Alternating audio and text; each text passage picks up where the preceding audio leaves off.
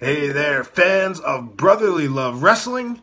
It is I, Vic Delicious, Philly's own, the Mecca here. It is the real McCoy, J.D. Axe, Justin D. Xavier. And it's your man, CD, the Fallen Angel, Christopher Daniels. Hello, boys and girls. This is your old friend RJ City. Hey there, Brotherly Love Wrestling. Bill Carr here. Hey everyone, this is two-time guest Wheeler Yuta. Two bozos from Philadelphia flapping their gums about pro wrestling this, pro wrestling that. Which is not that unique in the grand scheme of things yet. You are in for a treat because you're tuned in to Brotherly Love Wrestling. Philadelphia, are you ready? No! He said, are you ready? This is Brotherly Love Wrestling Podcast, your first stop for everything professional wrestling. So sit back and enjoy wrestling talk at its finest with your hosts, Larry Hall and Joe Corrado.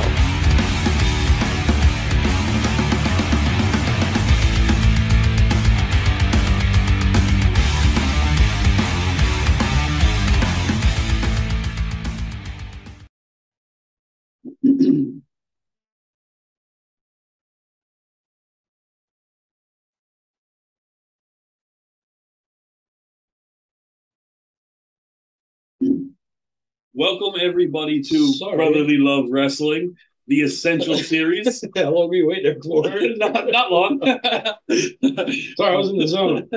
So, the Essential Series is back. We took a little bit of a break, and now there's something finally that we wanted to list and go over the Essential of. And because WWE has announced that we have War Games. I was going to say the Essential Disco Inferno match. No. That would be a very, very short list. Are you trying to do? I'm trying to think of anything. I was trying to think of like anything I could have even said to where like, oh yeah, remember this Disco Inferno match? No, you couldn't. I couldn't. I thought I would really try hard to. So, as announced today, Monday the 19th, that Survivor Series, we will have 2 War Games matches on a main roster pay-per-view in WWE for the first time ever. So, when is a better time other than is that? Is Cody a producer on this? I would love it if Cody was a producer on this. I'm sure nothing's stopping him from doing it, but this is going to be pretty cool to see WWE do a War Games on a Survivor Is it Series. a men's and women's? Men and women's, yes. 1-1. So before we start, we try to guess the combatants. So you have to take the top factions, right? I'll start with the women's. So you're looking at Dakota Kai, Io Sky, and Bailey. But that's only 3. Are they doing 5-on-5? I haven't heard that announced yet. 4? All I've heard is 2 War Games matches at Survivor Series. Will be featured at Survivor Series. That's it. Be 4-on-4, right? Or 5-on-5, yeah, either one. So, I mean, I would assume they're going to stick with Belair, Bliss, and Asuka because they've been the trio to go up against Damage Control. I don't like when they randomly add people. You're going to have to. This isn't AEW. They're not faction heavy in WWE, so you're going to have to do something. Or do they go a completely different route? Well, they could. I mean, look, it is Survivor Series. You can do Raw versus SmackDown. But does that kind of takes away the meaning for me, the War Games meaning.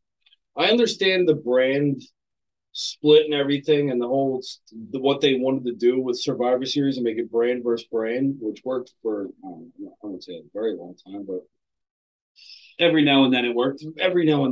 But Survivor Series, and that's fine because Survivor Series started out as like random teams put together, which is cool. But for War Games ended in a blood feud. Yes.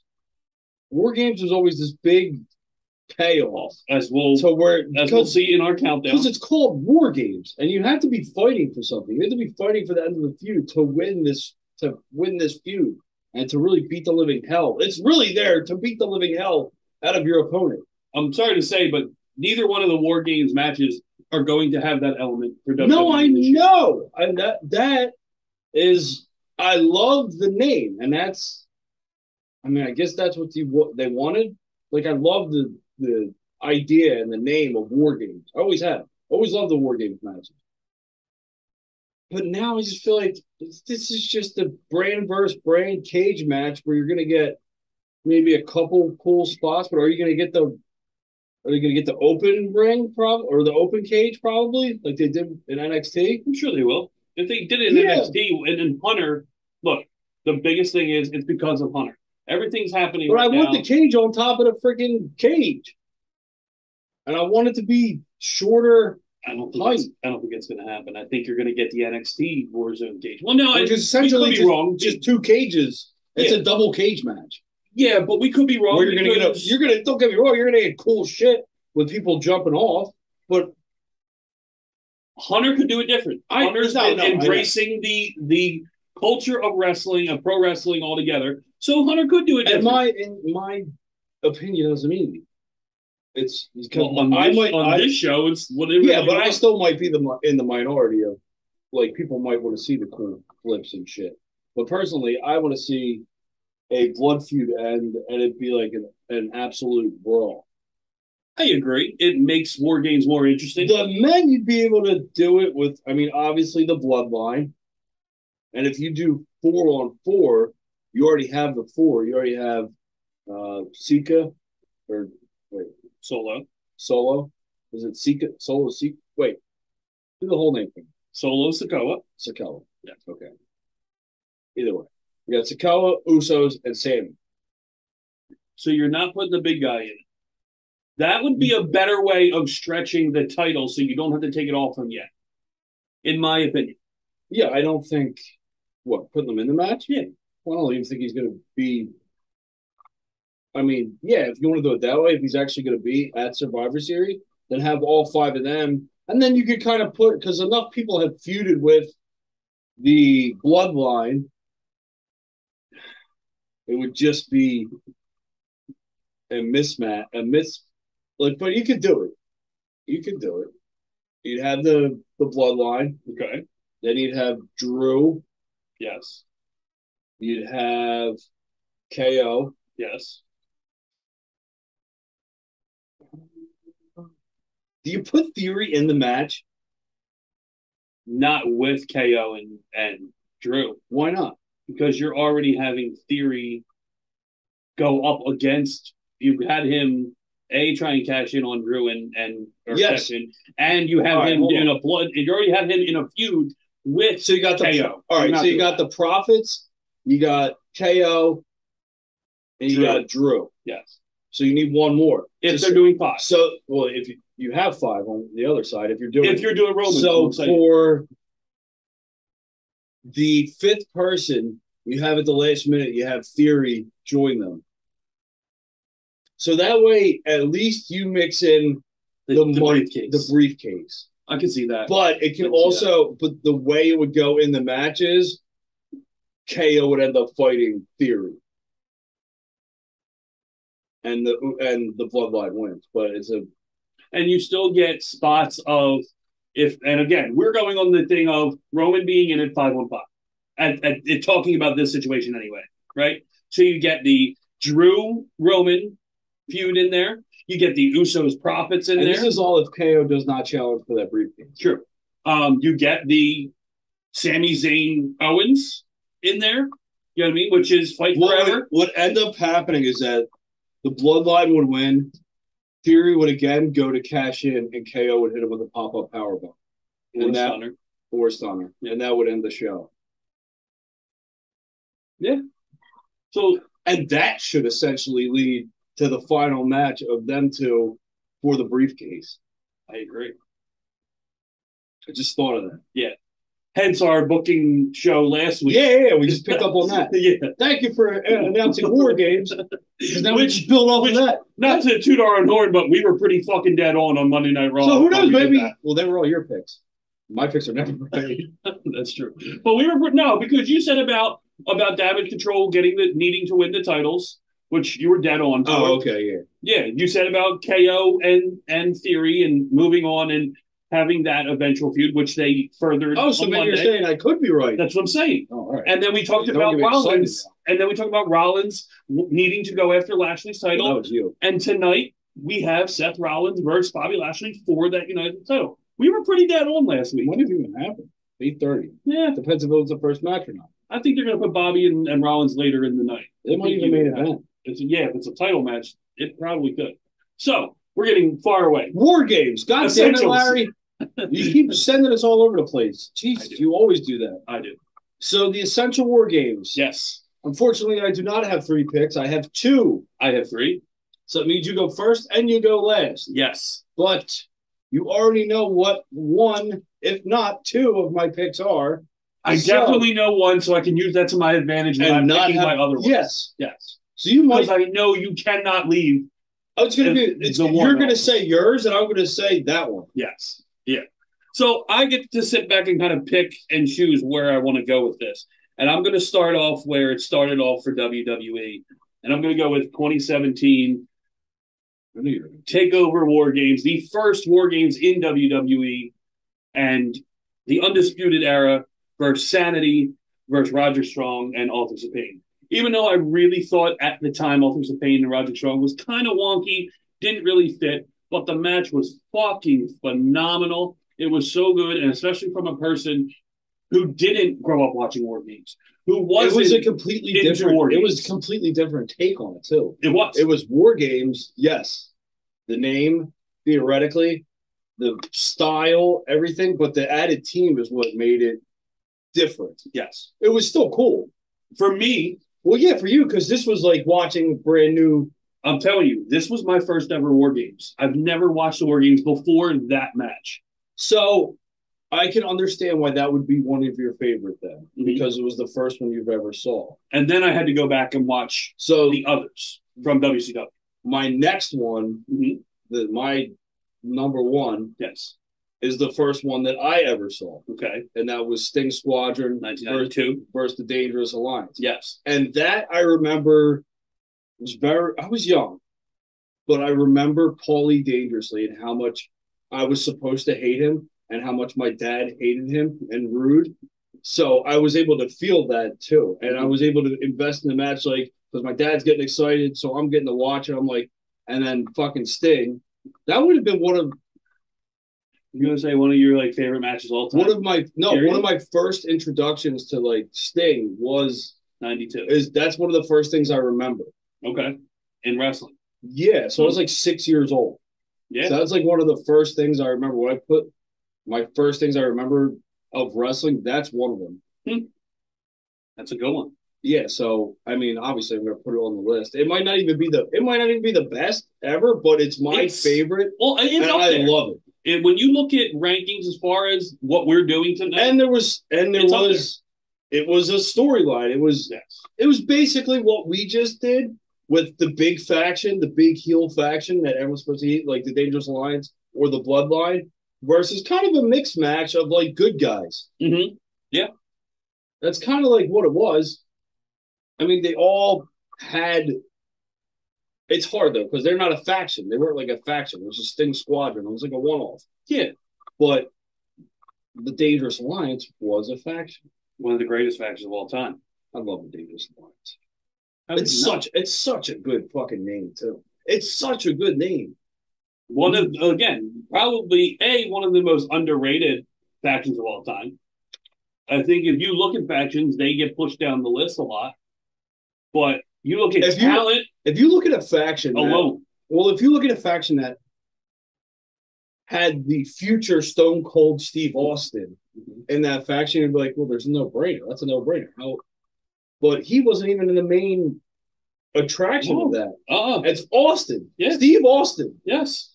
What he became. I mean, he wasn't that then, but I hated for those who may not have watched it, like, look at the names that are in this match.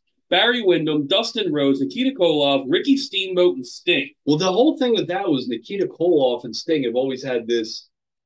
They weren't ever on the same page. They were big rivals. So Nikita Koloff being on Sting Squadron, you had that whole thing lingering in the back of your head, like, when is he going to turn? Is he going to turn? And they even alluded to it on the announcing on play-by-play numerous times. And I remember Nikita Koloff being a fucking huge huge pop at the end of that when they won. Mm-hmm. But the other team, Arn Anderson, Bobby and Zbyszko, Rick Rude, and Stone Cold. Like, you're talking about top of the top of wrestling. You had Medusa and Paul Heyman outside. Yes. So like the names just keep going. Yeah. Like, it is a star-studded match, even in '92. Yeah, and then you look at like what some of them would become. Yeah, I mean, 1,000%. You're talking about one of the biggest stars in the history of wrestling, and even Sting right there. Even Steamboat, like it's just a who's who of wrestling, and it's one of the greatest matches. Brutal fucking match. The ending was a little iffy. But so that's your first, our second. So I'm gonna go with my third, and I'm gonna go with another first. And obviously, because more of my knowledge of this goes with WWE and NXT, is I'm going to go with the 2019 War Games match, and it's the first ever women's War Games match. And I thought, because at the time... Is that the one where Dakota Kai turns? Yes. Yeah. I thought that set the stage. Oh, she beat the hell out of Tegan Nox. Exactly. She beat the hell out of Tegan Nox in this cell, in the little holding cell that they had. Yeah, the Shark Tank. The Shark Tank, whatever. But the abuse and the brutality that those women put each other through is something that you don't see a lot in wrestling anymore, or ever. They knew what they had to do. And but you're looking at Ripley and Baszler when both of them were badasses, not a watered-down version. I mean, but Rhea has gotten better with the Judgment Day thing. And Shayna has now, started to turn again. Stepping on arms again. Yeah. So, but this match is brutal for the women and really, really, really entertaining. And again, like I said, one of the best War Games, because you never thought you'd see the women taking part in a War Games match like this. And it was brutal and fun to watch there. I just wish that they could get a piece of that back for this morning's War Games. There's not enough blood feuds. We need blood feuds. Not enough blood feuds in wrestling. No, in the WWE at least. Oh, WWE, yes, but they don't have any factions. There's. I mean, aside from the bloodline, there's nothing. I just don't want it to be Team Raw versus Team SmackDown. I don't, for men's at least. I don't think you're going to get that. I don't want it to be that. I think you're good for the men's. I think the women's is what might end up. They have to do the bloodline. They got the right amount of people. Yeah. I think what we've said is kind of perfect. Because then you can see them doing it with Theory, adding him at the last minute. I would do that. I honestly would. Mm-hmm. Now we got to see what happens tonight on Raw if they touch on it at all. I doubt they will because they're building towards Extreme Rules. And then they're building towards, they already did the press conference with Roman and Logan Paul, which leads to Saudi what if in they November. Come to Philly for a Theory versus Owens for the briefcase match? Would you go? Would you want to go? Would that tip the scales in going to Extreme Rules? It would definitely put my intrigue level at a higher decibel than it is right now. As we speak. It would raise an eyebrow. Okay. Not the people's eyebrow, but it would raise an eyebrow. Okay. So you got the fourth one. Your second. So I wouldn't say it screwed me because I don't know if there's really too many that you could say it could really be wrong. In my opinion, I don't think so. And the problem is that I haven't seen every War Games match. I know about them, but like the ones before I was born, which allegedly are some of the best ones. Allegedly. Well, yeah, I never went back to watch them. I probably should. Yes, probably should. We both probably should, actually. I've watched one other one that is not a WWE one, and that is another one I would put on the list. So the other one that I remember vividly, because it was the height of my wrestling watching, of WCW's career. Like it's what I remember the most, and that's the NWO. Ah, you're going that one. Okay, so I like that one. NWO versus was it the Horsemen? It was no, it was Arn Anderson, Luger, Flair. It was the Horsemen. Yeah, Sid. Right? No, It was Hogan, Nash, Hall. Oh, I'm sorry. It was 4-on-4. Okay. But it wasn't all the horsemen. Okay. So they each had a mystery opponent, I believe, at the end. Yes. So they each had a mystery. So it was Hall, Nash, and Hogan. Now I remember. Now I remember this. Now you said it was Hall, Nash, and Hogan. Yeah. Hall and Anderson started. Hall and Anderson, I remember that was basically they carried the fucking match. They kind of had to. You have Hogan in this match, and Hogan's not doing much. And neither is Nash. No, Nash at this point. So Hall had to be the workhorse. But the mystery for the NWO, because of the heels. You always get the coin flip when you're the heels. So it was Sting. NWO Sting. Bogus Sting. Yes. And I remember that. I remember my dad go, "That's not him. That's not him. That's not him." Like he would just say the same thing, but it would. All right, look. Hold on. Just pause that real quick. Before we end this show for good, like not this current show, I know what you're going to say. Brotherly Love Wrestling. We have to fucking have your dad on here. And we can't do a Zoom because we know how that would end up. we have to, whether we're doing it in the basement. It would be put all the way up there, pointed up there, and he'd be sitting over here. Did I get it working? We have to do this. Dad, I don't even know what you have set up right now. How are you facing the ceiling and you're in the other room? In your basement, we have to do a sit down and we have to talk wrestling. We have to. It is a must, and we got to nail your dad down and do this because that has to be. Now, like your influence on wrestling, we could do that with. I don't know if I could nail down my cousin who got me into wrestling. I don't know if I could actually get him on here because I would like to do that because all four of us are giant wrestling fans, and I would like to do it all together. But we have to at least because all the stories you have told through the 4.5 years, almost 5 years we've been doing this. Everyone has heard about your dad, and only I have had the joy of seeing your dad during a wrestling event and watching him watch. It is fucking amazing. And like Joe has said 1,000 times, he's a kid again. Yes, he's a kid again, and he makes you do the same thing. You fall back in love with the heels, the baby faces, and believing again. So we need to do that. That's one thing that we have to do. We watched the main event of Clash of the Castle together. It was fucking amazing. Yes. It was the match itself was really good, but hearing in my line of hearing, that's not it. That's not it. Oh my God! Look what they're doing! Look what they're doing! Who's that guy? Who's that guy? That is Tyson Fury. Oh. Why did he just knock him out? I said, I don't know, but I guess that's what they were going for. But it's like the random, like I wrote it, and he's asking you. Yeah. But he's getting so hyped. No, we have to do that. I don't know when, and we will announce it, but we have to do that before our show ends for good eventually. That is one show we have to do. 100%.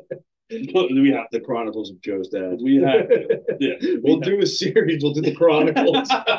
We'll shoot that one in black and white. We would have to break that down into several parts because I know it would take a while. But yes. If we get him locked in, we could probably get him for 3 hours before he falls asleep. Yeah, that's what I'm saying. So we're good. Get him early afternoon. We'll get him early afternoon before an event. Yeah.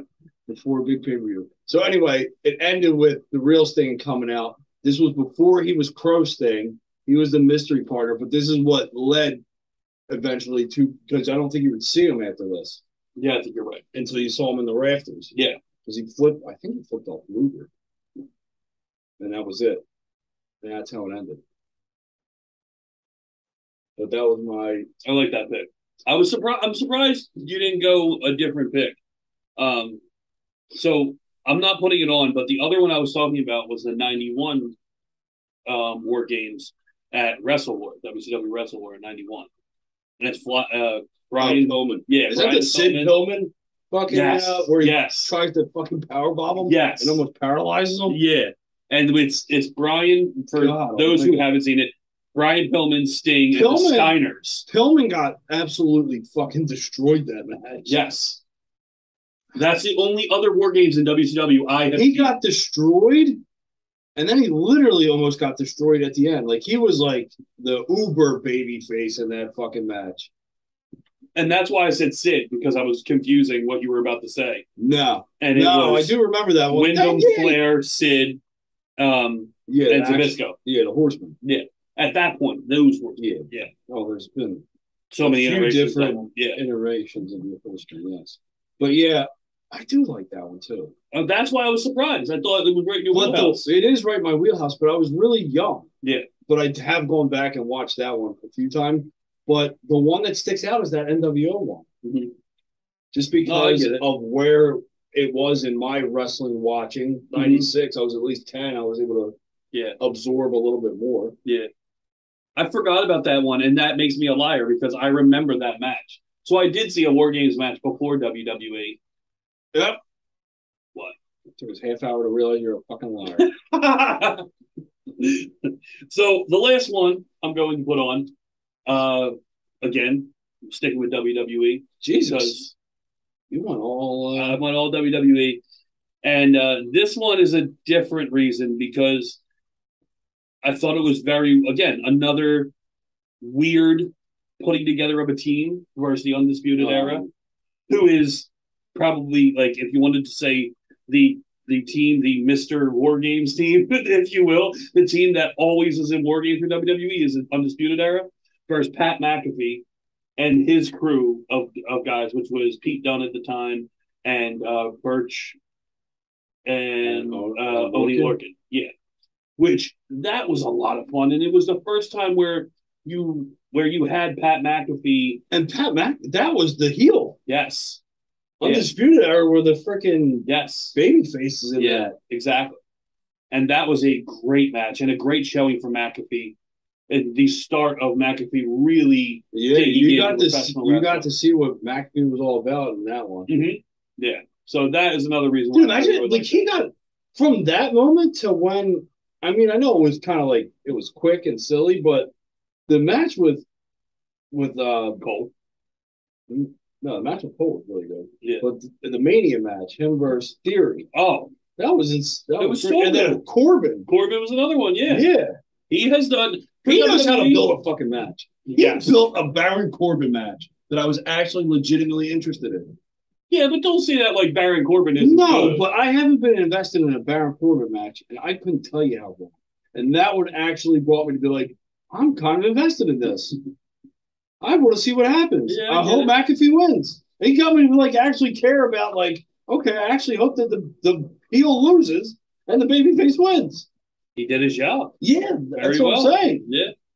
And now he fucking parlayed a commentary job into fucking working on college football game day for 4 months. That dude is living the dream. You talk about living like a fucking NFL punter, then he never took a beating.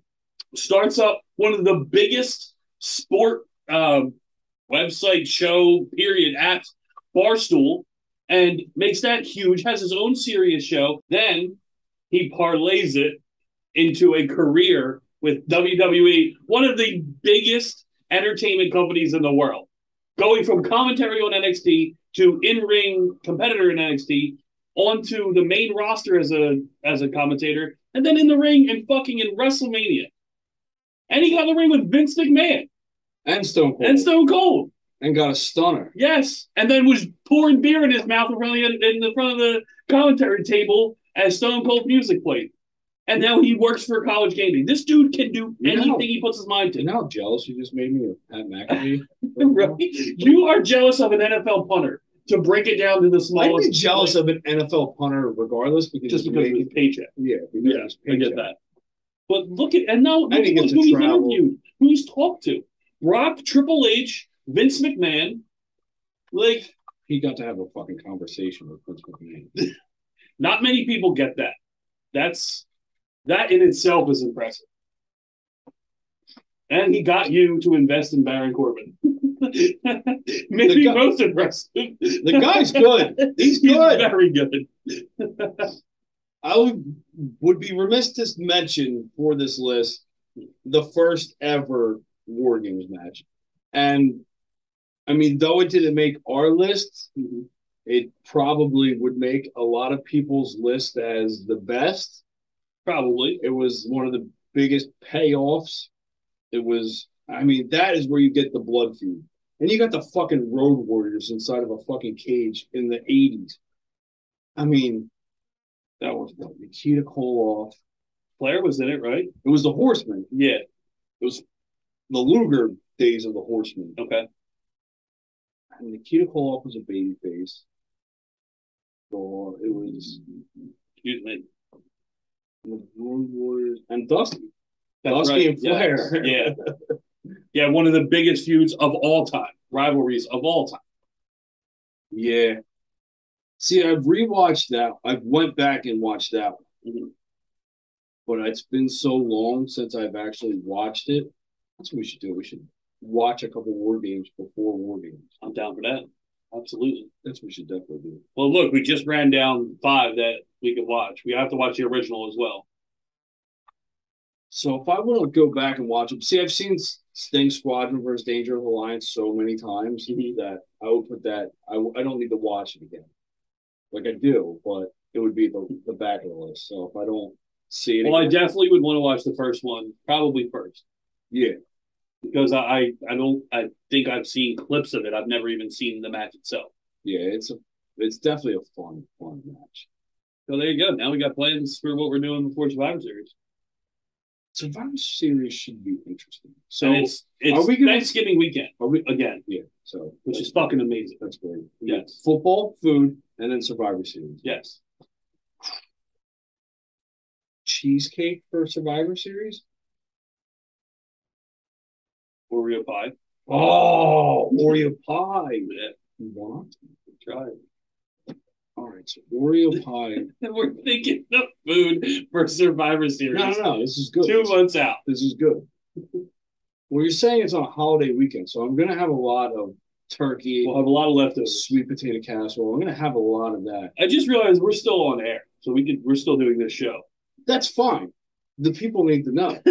So, wait, one last thing I do want to get your reaction to, because I don't know if you've heard this or not, and I feel like you'd be very excited for this, or moderately excited. I am excited right now. If I haven't heard of it, what you're about to say. They just announced a new table for 3. Have you seen it? No. So, it is called Steiner Diner. That was the reaction I was hoping for. Scott, Rick, and Braun all together for a table for 3. And it airs Friday on Peacock. You had me until you said Braun. Well, what do you? I mean, of course they're gonna give the kid. Can we just have Steiner eating by Scott eating by himself? Well, it's gonna take away a table for 3. Yeah, but just Steiner. not the numbers don't lie. There we go. If you add Samoa Joe, and Kurt Angle knows Kurt Angle beat him. That's what I would have the table of 3 with. I would have had Scott Steiner, Angle, and fucking Samoa Joe. If they have Steiner already sitting down to do one, we don't know if that is already planned and done. They could do that. Joe's on their contract with fucking AEW. Son of a bitch. Look, I would be good with Angle. No, you gotta have Joe. Joe wouldn't be good in that. He's not the.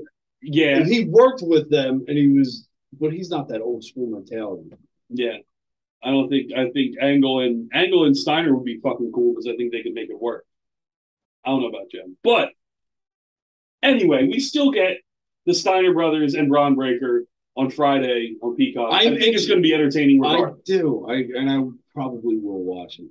Scott Steiner was one of the fucking craziest promos ever. I can't wait. When he was big weekend. Pump, I'm definitely watching. He like the shit he would say.